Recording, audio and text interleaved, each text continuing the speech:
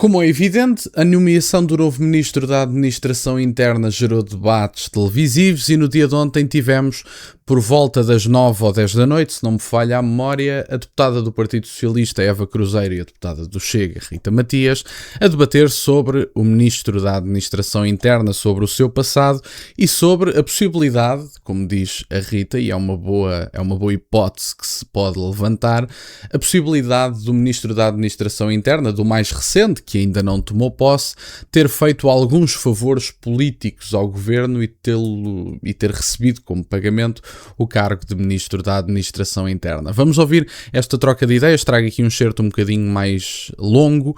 Eu retirei a música de fundo e por isso vocês vão notar aqui uma voz um bocadinho diferente, mas este conteúdo é perfeitamente verídico, não foi alterado. A única coisa que eu retirei foi a música de fundo. E isso gerou aqui uma voz um bocadinho diferente, mas está perceptível e acho que dá para compreender tudo. Vamos ouvir. Lembremos-nos que os relatórios oficiais nem conseguem distinguir a nacionalidade e a proveniência, porque hoje em dia a nacionalidade já é atribuída a qualquer um, quase que vem numa caixa da Cerelac e qualquer pessoa pode ganhar como brinde Happy Meal. É que nós não conseguimos perceber a naturalidade, a proveniência, há quanto tempo é que as pessoas estão em Portugal e dizemos assim, não, estamos com os números mais baixos de sempre de imigrantes. Diz que o sentimento de insegurança é gerado pela desinformação, foi isto que disse nesta altura Luís Neves. Portanto, eu pergunto-me se as pessoas que ontem foram atropeladas na Baixa de Lisboa se também sentirão a questão da desinformação, ou se os jovens que viram pessoas armadas entrar na trafaria também acham que é desinformação. Portanto, Luís Neves, como dirigente policial, desvalorizou aquilo que muitos dos homens e mulheres que andam no terreno confirmam, dizendo até que sentem receio para com a própria vida. Mas eu há pouco fazia uma menção ao grupo 1143 e queria só explicar, já condenei aqui várias vezes alguns comportamentos e algumas atitudes, mas acho curioso que, de facto, entre a primeira e a segunda volta das eleições presidenciais, numa altura em que o país tem N desafios pela frente, a Polícia Judiciária se tenha dedicado a este grupo em particular, tendo descoberto ligações a vários partidos, mas a comunicação social focou-se apenas no Partido Chega, numa altura em que o seu presidente era o candidato da direita, do espaço não socialista, para as eleições presidenciais. Antes de ouvirmos a segunda parte, eu gostava de dar uma nota sobre isto, até porque eu falei sobre isto na altura e tive pessoas até a criticar-me, inclusive acho que seguidores do canal, não foram pessoas que caíram aqui pela primeira vez. O que eu disse na altura foi que a lei é para todos, como é evidente, se forem descobertas armas ilegais, se forem descobertas, não sei, material roubado, se for descoberto alguma coisa que, enfim, que possa conceber um ilícito, uma ilegalidade, um crime, não tenho nada contra que se aplique a lei é para todos, evidentemente, e tem que ser aplicada. Agora, eu não posso deixar de relembrar que declarações dos advogados que estavam envolvidos no processo do grupo 1143, segundo me lembro, eu já não sei se era o advogado do lado do grupo, se era o outro advogado, houve um deles a dizer que os factos apurados naquela operação não tinham nada a ver com os processos que estavam a decorrer e que eram processos estranhos que tinham acontecido, movimentações esquisitas por parte das autoridades. E com isto eu não estou a dizer que as autoridades fizeram mal, pelos vistos descobriram uma arma ilegal e acho que entretanto as pessoas que tinham sido detidas já foram todas soltas. E portanto, o que eu acho que houve e que me parece ter ficado evidente na segunda volta é que parece-me ter havido, evidentemente, uma politização dessa ação para prejudicar a performance de André Ventura nas eleições presidenciais e isso parece-me relativamente evidente e não é preciso ser um gênio com um coeficiente de inteligência, sei lá, acima dos 400 ou acima dos 300, eu estou a hiperbolizar, ninguém tem 400 de coeficiente de inteligência, evidentemente, mas não é preciso ser um gênio, dizendo isto assim, para se perceber que era uma forma de tentar prejudicar o candidato presidencial. Isso parece-me relativamente evidente, até porque não havia ali grande coisa nas apreensões que foram feitas, e se vocês forem ver as apreensões vão perceber verdadeiramente isso, e até havia uma pessoa que era militante do Partido Socialista sobre a qual não falámos de todo nos mídias tradicionais. Os únicos apontamentos que foram dados sobre essa pessoa foram dados por deputados do Chega nas televisões portuguesas, porque não houve uma notícia, eu pelo menos não vi uma notícia, não vi uma abertura de telejornal, não vi grandes mesas de debate a perguntar: será que o Partido Socialista é um partido radicalizado para a extrema-direita? Não sei, é uma pergunta que tem sempre que se fazer. Vamos ouvir a segunda parte. E, portanto, fica aqui, a meu ver, a prova de que na Terceira República os favores pagam-se sempre. Portanto, houve aqui uma politização do discurso deste senhor, que agora foi premiada com este cargo. Volto a dizer, desejo o melhor, mas as impressões que deixou nos últimos tempos... Mas é por isso que Chega não está particularmente... Eu quero começar por agradecer à deputada Rita Matias por ter aqui demonstrado no espaço público o incómodo que existe da parte do Chega com o nosso novo Ministro da Administração Interna por, enquanto diretor da PJ, ter informado em relação aos números verdadeiros da criminalidade em Portugal. E mais, e por ter a PJ tem centenas de operações a decorrer. A PJ não se concentrou no grupo 1143. A PJ tem ações de combate à droga, ao terrorismo, à violência doméstica, não sei. A PJ tem várias ações a decorrer, ao tráfico de seres humanos, e muitas ações a decorrer neste momento. E uma das ações, um dos processos que tem era este. Dizer-lhe que, quando a deputada da Rita Matias diz que a PJ devia estar preocupada com o crime organizado, dizer-lhe que a extrema-direita radical é uma rede de crime organizado, que está em vários países europeus. É a extrema-esquerda radical que tem matado eu não interrompi a deputada Rita Matias, não interrompi. Ainda a semana passada, não interrompi, não me faça Okay. citar aqui a lista de nomes de pessoas mortas pela extrema-direita. Eu adoro estas pessoas que vão para um debate e acham que vão para um monólogo. Minha amiga, está num debate. Ser interrompida é perfeitamente natural e acho que não foi feito de forma deselegante. Outra questão. Porque a PJ não se focou no grupo 1143? Não, mas os mídias sim. É verdade. Dessas centenas de operações que a Eva Cruzeiro menciona, e com razão, a PJ não parou o seu trabalho em função das presidenciais, houve centenas de operações e de ações, apenas uma delas mereceu o foco mediático na segunda volta das presidenciais, que entretanto se apagou.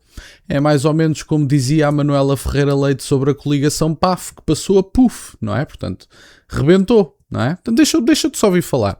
Entretanto, já não ouvimos falar desse processo e eu tenho a sensação, utilizando uma linguagem do novo MAI, de que essa utilização política de uma operação judicial foi para prejudicar o candidato na segunda volta das presidenciais, operação essa da qual não voltámos a ouvir falar.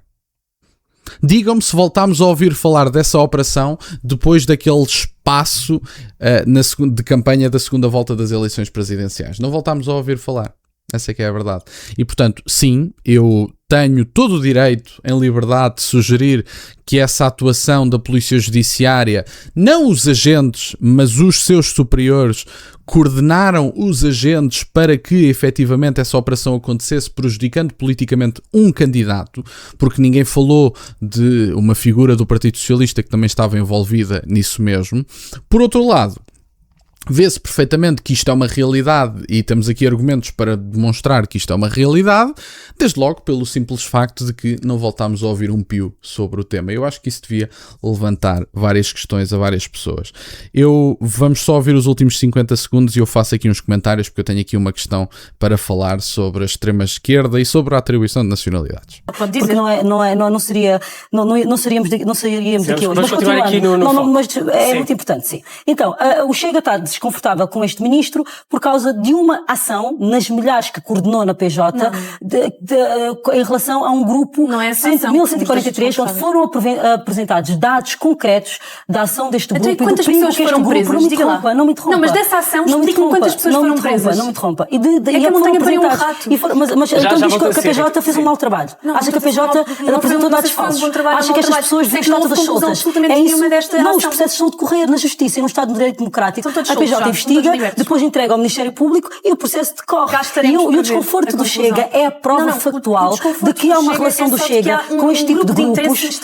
O grupo de interesse é este. Bom, meus caros, e foi esta basicamente a troca de ideias. Eu acho interessante um pormenor que parece-me que diz um bocadinho sobre a própria pessoa, de estar constantemente a olhar para a Câmara. Sra. Deputada Eva Cruzeiro, está a debater, olhe para o jornalista que lhe fez as perguntas ou para quem tem à frente na mesa de debate. Não esteja a olhar para a Câmara. Eu sei que provavelmente gosta muito de se ouvir e de se ver e estava a tentar gravar um momento para as redes sociais, que tanto se queixam do Chega a usar as redes sociais, mas pelos vistos também gostam, mas tem uma pessoa, uma deputada que está a debater consigo, tem um jornalista que lhe está a fazer perguntas, olhe para um dos dois. Pelo menos, acho que era um bocadinho razoável, mas já nem vou entrar por aí.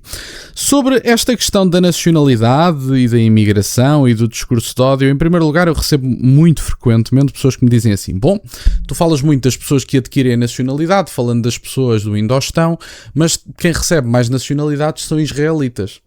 Eu quero ser claro porque eu acho que há pessoas que acreditam que eu sou uma coisa que não sou, do ponto de vista político.